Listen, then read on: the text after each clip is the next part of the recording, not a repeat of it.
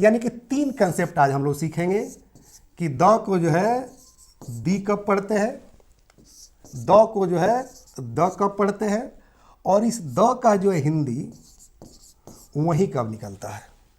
और बहुत आसान सा तरीका है। ओके, क्योंकि द को जो है दी तब पढ़ते हैं जब ये द जो है वॉवेल लेटर के पहले लगा हो। कहाँ लगा हो? Vowel letter. अब ये वॉवेल लेटर क्या होता है तो याद रखिएगा, इंग्लिश अल्फ़ाबेट को 2 पार्ट में बांटा गया है। कितने पार्ट में बांटा गया है? 2 पार्ट में, कंसोनेंट और वॉवेल। तो वॉवेल को जान लीजिए, ए, ई, आई, ओ, यू, ये वॉवेल लेटर है। ओके, तो अगर जो है द का प्रयोग किसी भी वर्ड, यानी कि वैसा वर्ड जिसकी शुरुआत ए, ई, आई, ओ, यू से हुआ हो, तो उसके पहले अगर द लगा हो तो उसका उच्चारण दी होता है। For example, the elephant. Concept समझ लीजिए आप। एलिफेंट वर्ड जो है ई से शुरू हो रहा है। देखिए तो इसमें ई है ना, ए, ई, आई, ओ, यू, तो यहाँ पर ई है, तो ये वर्ड किससे शुरू हुआ है? ई से।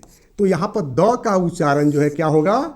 दी होगा। ओके, उसी तरह से सेकंड एग्जांपल देख लीजिए, दी ऑरेंज। कंसेप्ट समझते चलिए। ऑरेंज, तो वो क्या है? ये वॉवेल है। क्या है? वॉवेल है। देख रहे हैं ना, ए, ई, आई, ओ, यू, तो वो है ना। तो ये वर्ड जो है ऑरेंज वर्ड जो है ओ से शुरू हुआ है। यहां पर द का उच्चारण क्या होगा? दी होगा। ओके, मेरे ख्याल से सबका कंसेप्ट क्लियर हो गया कि कोई भी वर्ड अगर ए, ई, आई, ओ, यू से शुरू हो और उसके पहले द का प्रयोग हुआ हो तो उस द का उच्चारण हम दी करते हैं।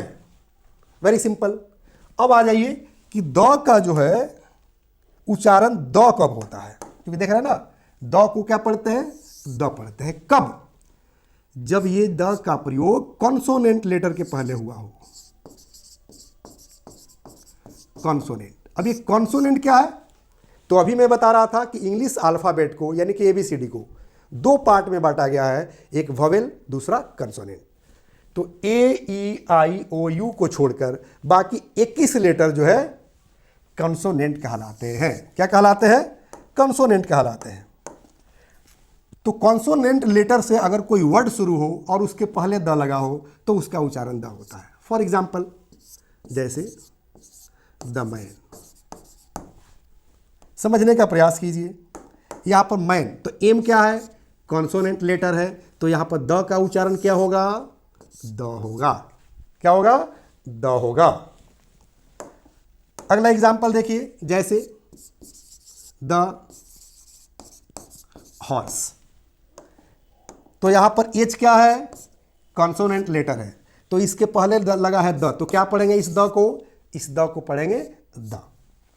मेरे ख्याल से सबका कंफ्यूजन खत्म हो गया कि द कहां पढ़ेंगे और दी कहां पढ़ेंगे। एक बार और जान लीजिए, अगर द का प्रयोग वॉवेल लेटर के पहले लगा हो, यानी कि ए, ई, आई, ओ, यू से कोई वर्ड शुरू हो रहा हो और उसके पहले द लगा हो तो उसका उच्चारण दी होगा। और कंसोनेंट 21 लेटर होते हैं। कितने होते हैं?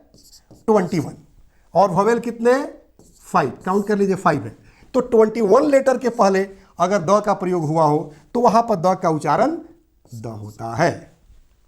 सबसे मजे की बात तो यह है कि द का हिंदी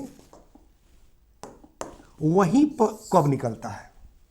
यह स्पोकन की बात है, स्पोकन की मामला है, और स्पोकन सबके लिए जरूरी है, क्योंकि आज हर जरूरत के लिए जरूरी है इंग्लिश, और खासकर बोलना तो बहुत जरूरी है। तो आइए इसे हम समझ लेते हैं कि किस सिचुएशन में द का हिंदी निकलता है वहीं।